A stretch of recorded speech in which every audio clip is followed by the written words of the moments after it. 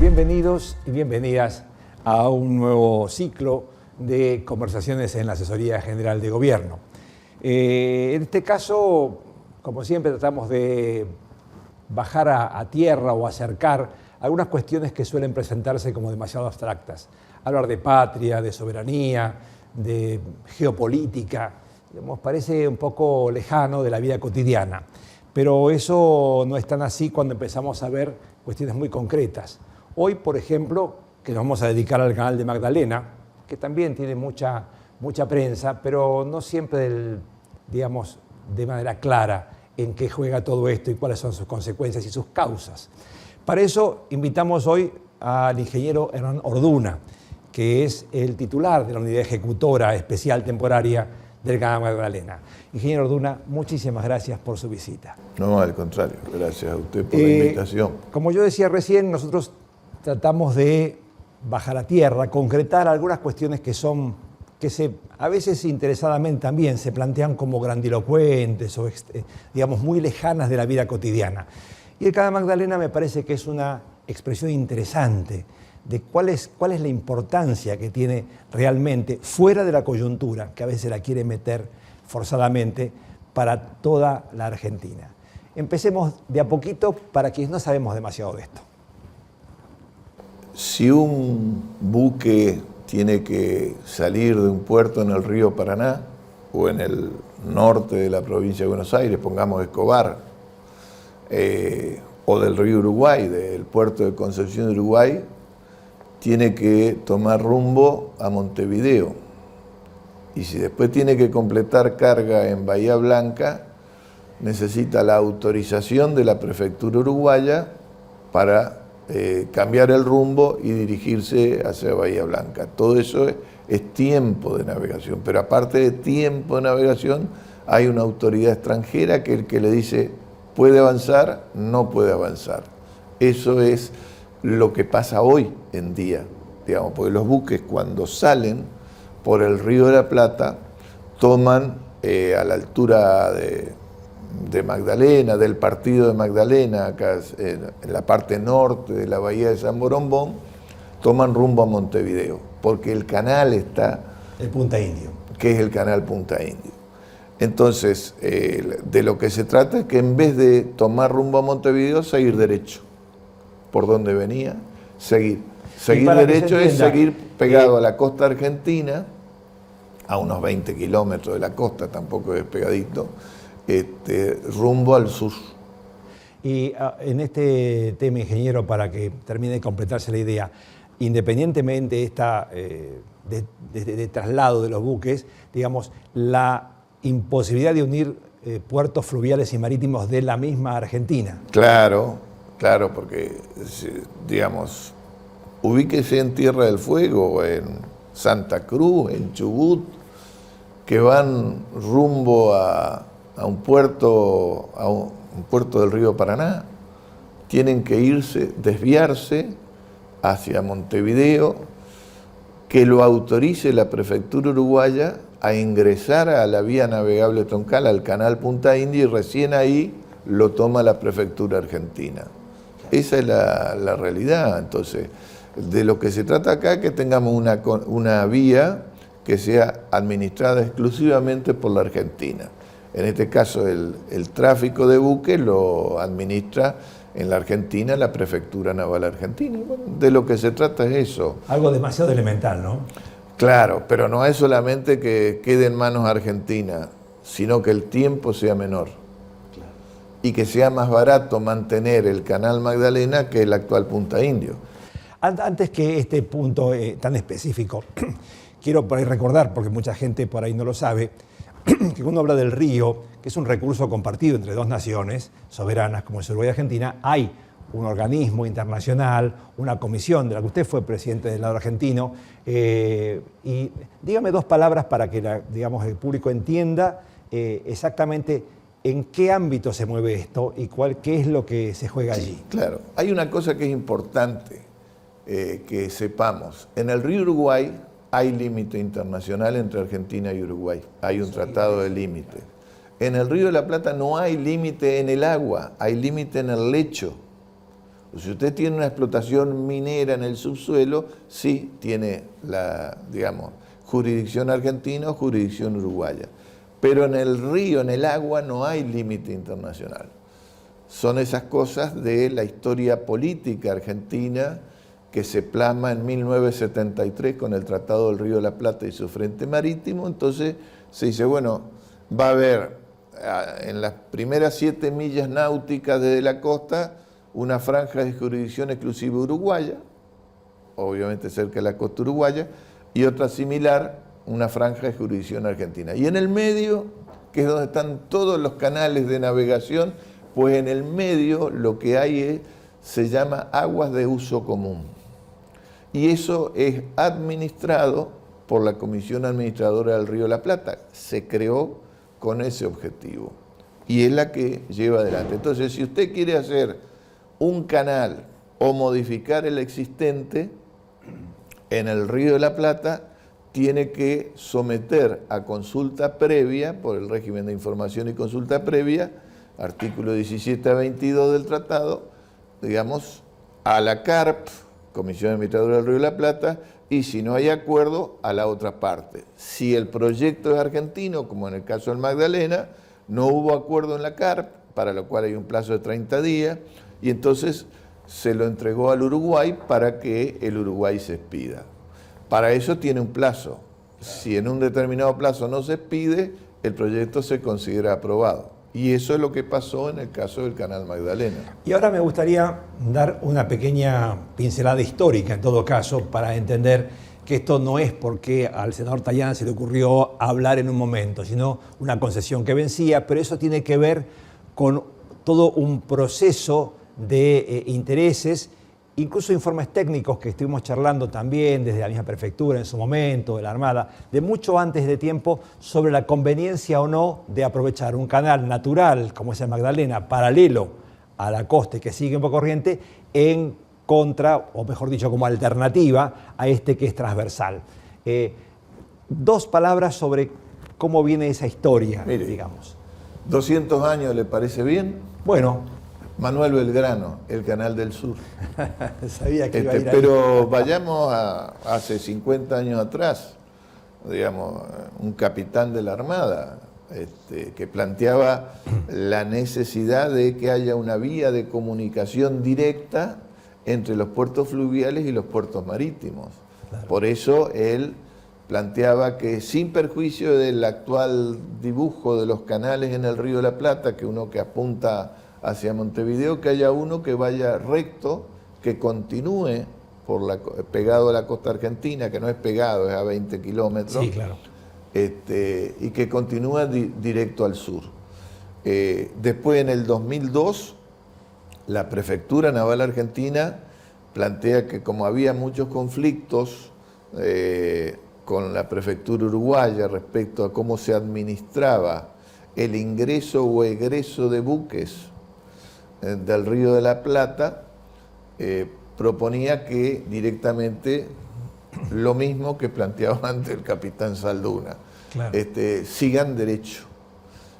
Luego se sumó el Servicio de Hidrografía Naval en el 2005 y finalmente todo eso se materializa en el 2013, que el ingeniero Horacio Tetamanti, como subsecretario de Puerto y Vía Navegable, que dicta la famosa histórica disposición 584 del año 2013. Claro. Y ahí luego se dice, hagamos en Magdalena. Claro, entonces se somete, en cumplimiento del Tratado del Río de la Plata y su frente marítimo, Argentina presenta el proyecto en la CARP, no hubo acuerdo en la CARP, se lo somete al Uruguay. Y estuvimos trabajando y el Uruguay nos pidió 45 puntos, o sea, nos pidió estudios de todo tipo, que nosotros no lo tomamos a mal, o sea, porque como queríamos hacer el canal y que sea bueno, claro. O sea, técnicamente hablando, ingenierilmente bueno, entonces nos parecía bien todos esos estudios.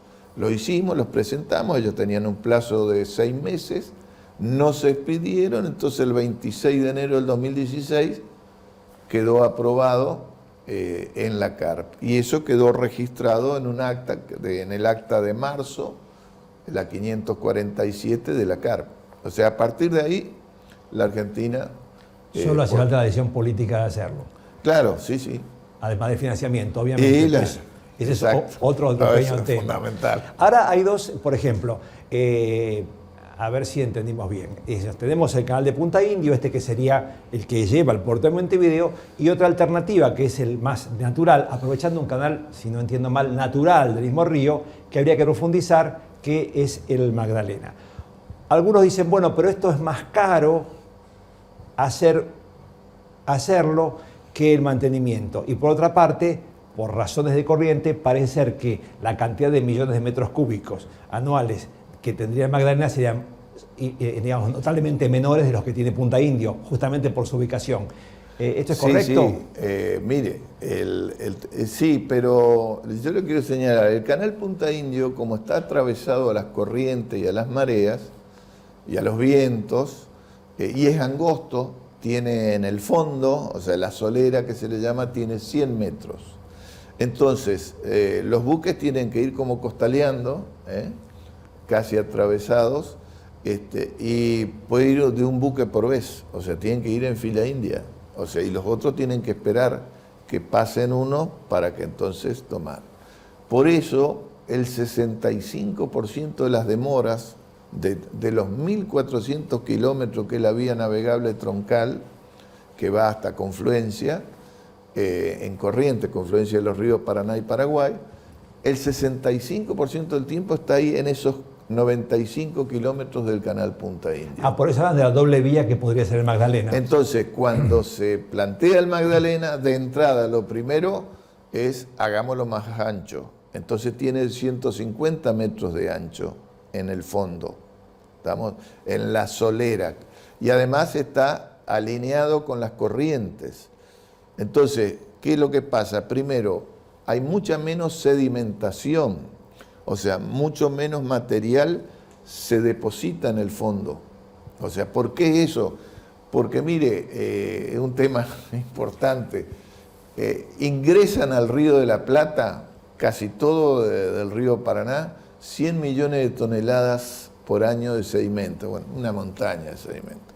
Mucho se deposita antes, pero el resto sigue en suspensión en el río, avanzando como hacia el océano, pero en la zona justo donde está el canal Punta Indio es como si de golpe casi todo se precipita. ¿Tiene que ver eso con el agua dulce y el agua salada? Efectivamente, porque usted tiene en el océano el agua es salada, como decía Balano, ¿cierto?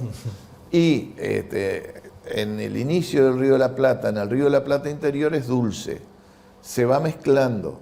Entonces los sedimentos que quedan en suspensión, cuando cambia el pH, o sea, digamos, la salinidad, llega un momento que se empiezan a formar como los flops, que son como pelotitas de sedimento, o sea, se acumulan y entonces por gravedad se precipitan. Bueno, muchos de ellos se precipitan en el canal Punta Indio. Por eso el gran costo del dragado. Claro, mire, o sea, está bien, 6.139.660 metros cúbicos por año. Ese es el dato histórico de dragado. Mientras que en el Magdalena es menos de 3 millones, o sea, es menos de la mitad. Entonces, ¿qué pasa? Usted va a gastar menos plata en dragar, para hablar en, digamos... Sí, es amortizable en corto tiempo. En criollo. Entonces, cuesta, sí, sí. Ahora, si hacemos los dos, si ensanchamos el Punta Indio para mejorar, porque hoy es un problema que tenemos con la navegabilidad, las condiciones náuticas del Punta Indio, porque es angosto. Entonces, si lo ensanchamos y comparamos, y si agregamos el dragado de mantenimiento, en 7 años se paga. Claro. Es decir, y después toda ganancia. Este es un punto que nos parecía interesante y por eso tratamos de conseguir el concurso de la gente que entienda de esto, como su caso. Que a veces esto que yo decía de plantearlo en las coyunturas pavas o ramplonas, que no son ni pavas ni ramplonas en realidad, porque hay intereses importantes detrás de ellas, es justamente quedarse con que esto vale 4, esto vale 2.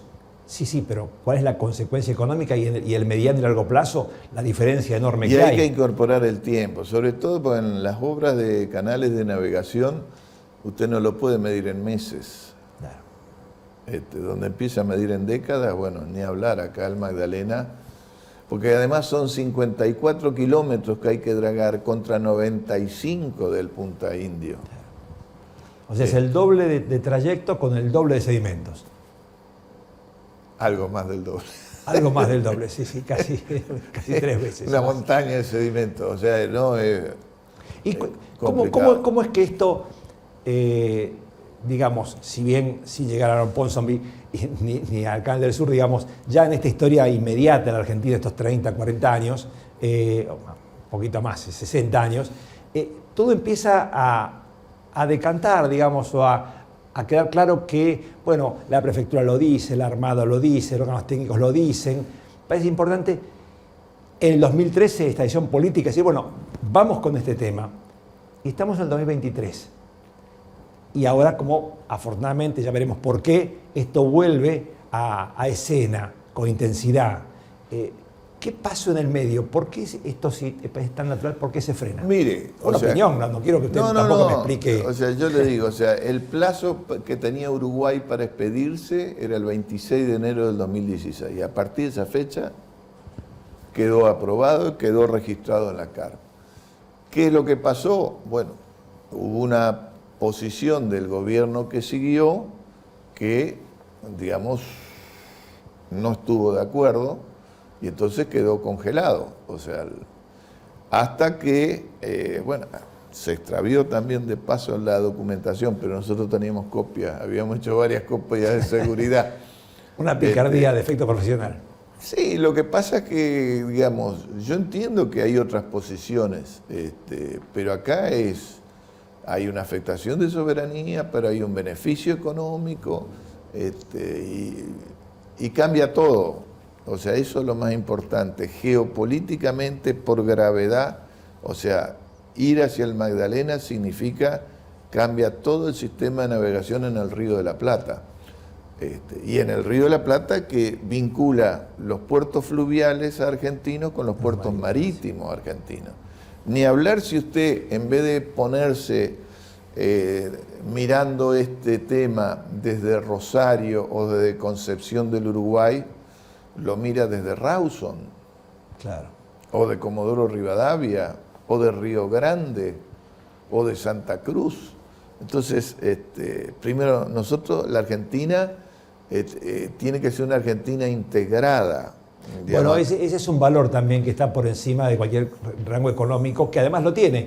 Pero digamos, porque pasar si no, por un territorio extranjero dentro para además nos debilita, puertos. O sea, partir la Argentina en una Argentina fluvial y otra marítima como si fueran dos países, es una tragedia.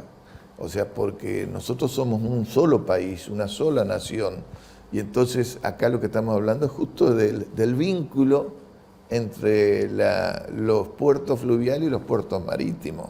Entonces, eso es, no hay que perder nunca de vista el concepto de que somos una nación. Claro, bueno, es interesante, después, bueno, ahora no tenemos imágenes exactamente, pero por ahí lo podemos incorporar después, el mapa oficial de Argentina, donde con todos sus territorios y sus espacios marítimos, esta integración parece que se ve en forma más patente, ¿no? Totalmente. Totalmente. Ahí, digamos, usted cobra dimensión del tamaño de la República Argentina.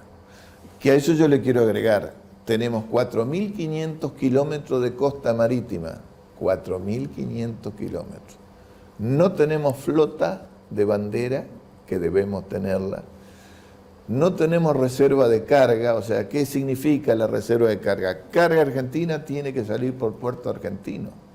Y eso significa beneficio económico para la producción y trabajo para los argentinos. Entonces, hay cosas que son, yo no quiero sacralizarlas, pero son muy importantes para la nación y para el pueblo, o sea, porque significa beneficios económicos y sociales concretos. ¿Y cómo juega la provincia de Buenos Aires este último tramo histórico? Digamos, yo creo que ha sido importante el apoyo de la provincia, del gobierno de la provincia de Buenos Aires, particularmente del gobernador, la verdad, porque había que terminar de desequilibrar el empate a favor de la soberanía nacional y del desarrollo integrado de la República Argentina. O sea, si bien fue una decisión de apoyo irrestricto por parte del gobierno de la provincia de Buenos Aires, esto es importante para la Argentina, no solo para la provincia de Buenos Aires. Por supuesto, usted tiene que tener en cuenta acá, el 30% de los buques que bajan del río Paraná o del río Uruguay o de los puertos del norte de la provincia de Buenos Aires van a completar carga al sur de la provincia de Buenos Aires y viceversa.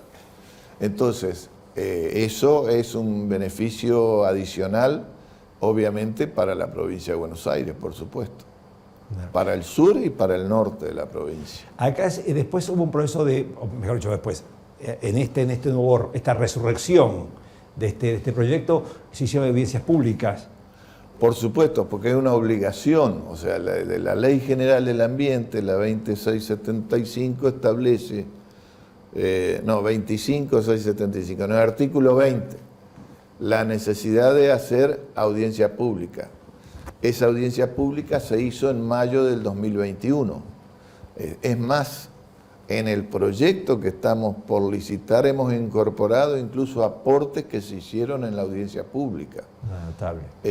Sí, digamos, eso es central, así que... O sea, la audiencia pública, además de cumplir un rito legal, aportó algún criterio o enriqueció. Sí, siempre las audiencias públicas, mire, son muy beneficiosas, porque se suman opiniones. Críticas, pero a veces las críticas son muy buenas. Claro. O sea, son no solo razonables, son lógicas y enriquecen el proyecto. Claro. En nuestro caso tomamos, sobre todo con el tema del clima de corrientes, de mareas, o sea, tomamos aportes que hicieron en la audiencia pública. O sea, la audiencia pública, digamos, también de alguna manera fue un poco catalizador de posiciones que pueden ser encontradas en algunos puntos, pero que puestos en crisis algunos elementos enriquecen. Siempre, yo le digo, siempre la audiencia pública es beneficiosa, siempre. Y esos aportes de la audiencia pública se van a ver reflejados en la confección de pliegos de licitación. Ya están confeccionados en el pliego de especificaciones técnicas y lo incorporamos. Entonces, ¿ahora en qué estamos? Bueno, el pliego de especificaciones técnicas está terminado. Quiero dejarlo claro que el pliego se corresponde puntillosamente con el proyecto que quedó aprobado en la CARP por la República Oriental del Uruguay.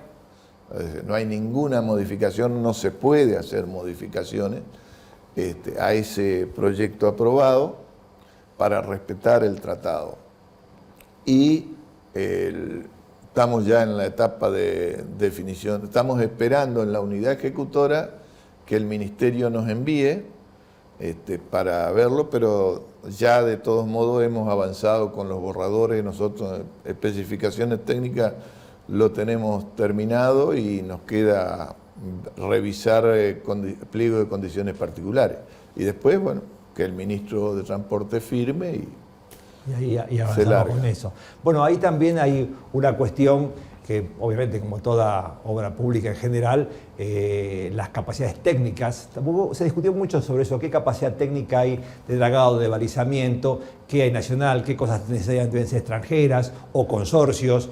Sí, mire, básicamente, primero, esto va a ser la licitación para la obra de dragado de apertura, solamente. Claro. Luego, una vez que ya haya un adjudicatario, un contratista que empiecen a meter la cuchara en el agua, o sea, entonces allí se va a llamar a licitación para la señalización, o sea, el balizamiento, las boyas. Sí. Que está todo hecho el proyecto ya.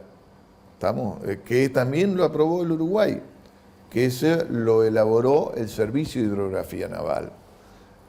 Así que, bueno, mejor que ello es imposible. Claro.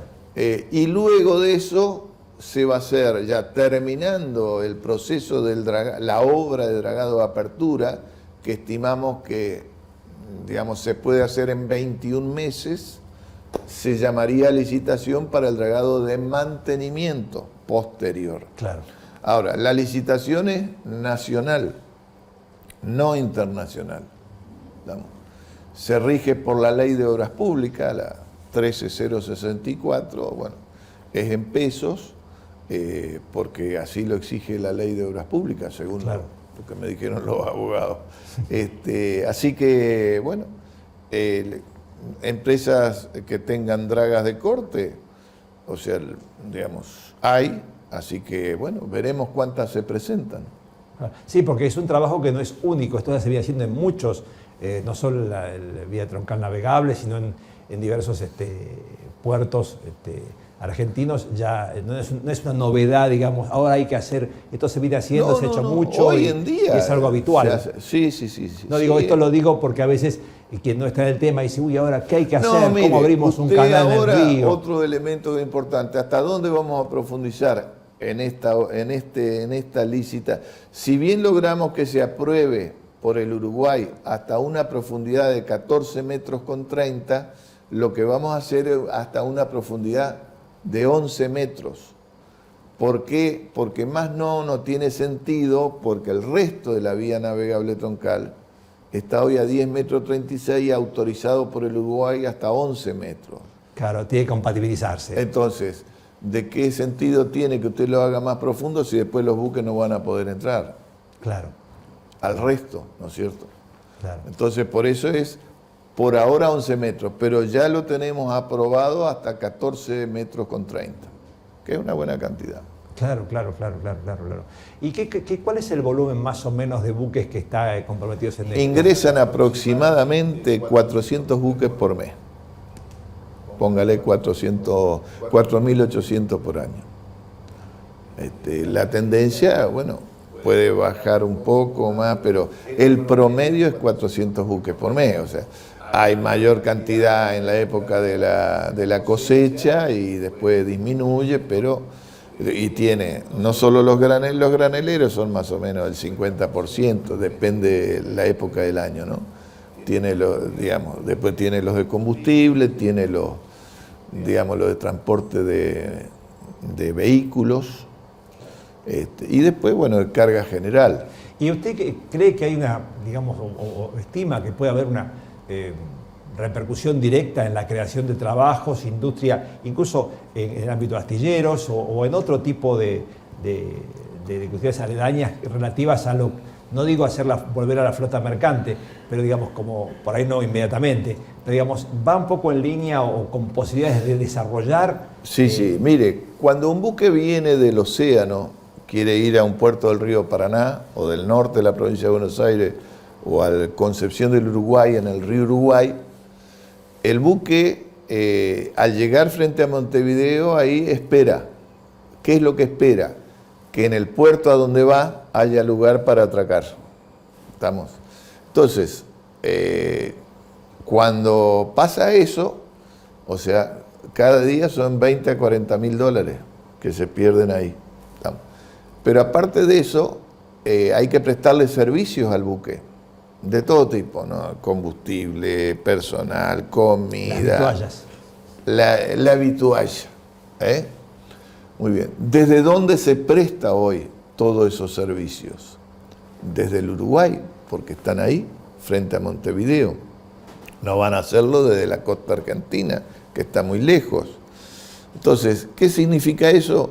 Mire, por año son 150 millones de dólares que van para el Uruguay. Por los buques en espera. Ahora, solo por eso.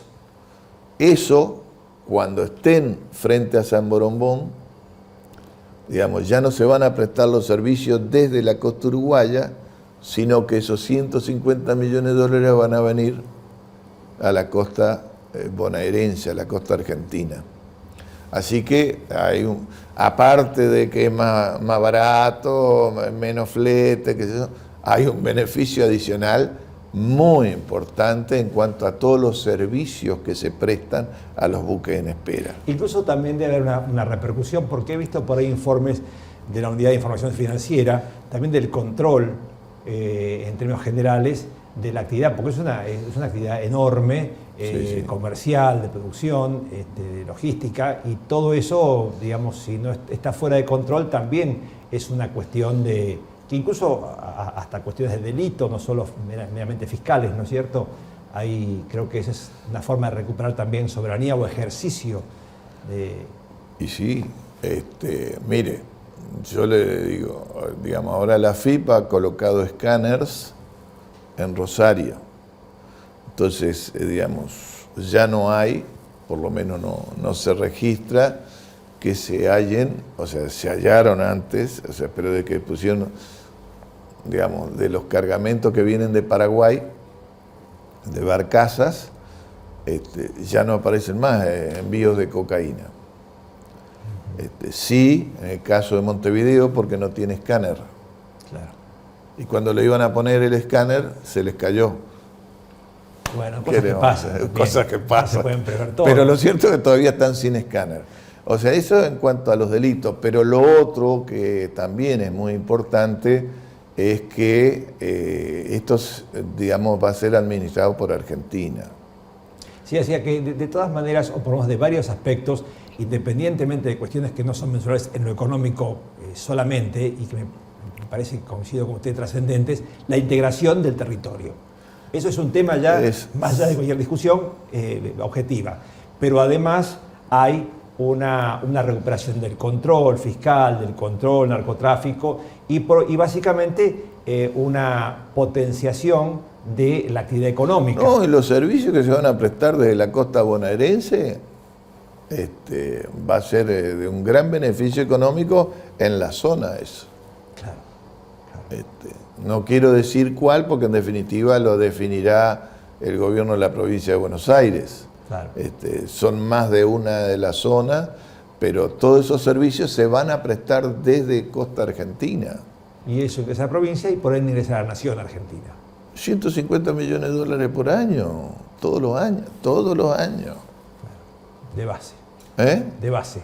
Y fíjese que el Magdalena está en el orden del dragado de apertura, 200 millones. Claro, la amortización es rapidísima. No, yo no le dije nada. Yo hasta ahora le dije que se pagaba porque el ahorro de mantenimiento. Pero si usted le agrega esto, el balance general es un beneficio fenomenal. Y va a posibilitar el desarrollo de algunas zonas de la provincia de Buenos Aires cercanas a la desembocadura del Magdalena. Claro. En fin, creo que es, fue un poco un raconto simple, muy apretado, una historia muy densa, muy larga, y de grandísima implicancia. Ojalá esta puntita que pudimos arrimar ahora para mostrar un poco este tema, podamos profundizarlo y que esto realmente vaya digamos, cumpliendo las etapas, ¿no es cierto? Yo le pido, ingeniero, simplemente ya, para no sacarle más tiempo, ¿qué le gustaría, cómo le gustaría cerrar esta charla? ¿Con alguna idea, alguna inquietud, algún deseo? No, mire, o sea, yo creo que, digamos, este ha sido un proceso histórico de construcción, por eso le cité a Belgrano, hablé de allá de 1890, de Estanislao Ceballos. Después, bueno, gente de la Armada, la Prefectura, el Servicio de Hidrografía Naval, o sea, acá ha habido un proceso de construcción de aporte que es colectivo, numerosas instituciones, y bueno, que se plasmó en esta disposición 584 del año 2013, y bueno, Después hubo un bache, pero bueno, estamos sobre Pero eso. Todos los estudios fueron hechos, completos. Las simulaciones nos dieron, bueno, hay cosas muy interesantes. Nosotros pudimos reconstruir el perfil del fondo del Río de la Plata. Ah, qué interesante eso. Yo después le voy a agregar, pero el fondo mirando desde la desembocadura del Canal Magdalena o desde digamos, donde la vinculación del Magdalena con el Punta Indio, o sea, el modelo digital. O sea, la verdad que ¿Trabajaron? Sí, es muy interesante. Trabajamos con la última tecnología que hay a nivel mundial. Bueno, esperemos entonces que esto siga adelante y me parece que es interesante rescatar esto, el trabajo colectivo transgeneracional, que es el más interesante. Totalmente. Es el más interesante. Totalmente. No, a veces uno pienso en el ferrocarril Guaitiquina de Irigoyen en 1917, bueno, el aporte de Perón con la flota, digamos, mercante, Así es. el aumento importante de tonelaje, que ya había, bueno, que empezó de Irigoyen, que siguió, digamos, cuando hay una visión relativamente integral de una nación y con menos mezquindades, ¿no? Un poquito más pensando en el conjunto. Sí, digamos, hay que mirar el mapa de la Argentina, de nuestra Argentina. Sí, que es muy poco conocido. Vamos a darle más difusión. No es solo es un tema de dónde estamos nosotros, no. Sí. Hay que mirarlo. Mira este tiempo o esta década. No, porque, y además les digo, las obras de las vías navegables, usted tiene que pensarla en décadas, no la piense en meses. Claro. Esto es central. Y los beneficios van a ser para nuestra generación, pero fundamentalmente para los que vienen atrás nuestro. Que es nuestra tarea. La construcción humana debe ser esa. Lo que uno debe dejar, seguramente. Tomamos prestado este presente para los que vienen después. Así es. Ingeniero, muchísimas gracias, ha sido muy claro. Y aquí dejamos entonces nuestra entrevista por hoy. Está bien. Muchas gracias. Muy bien.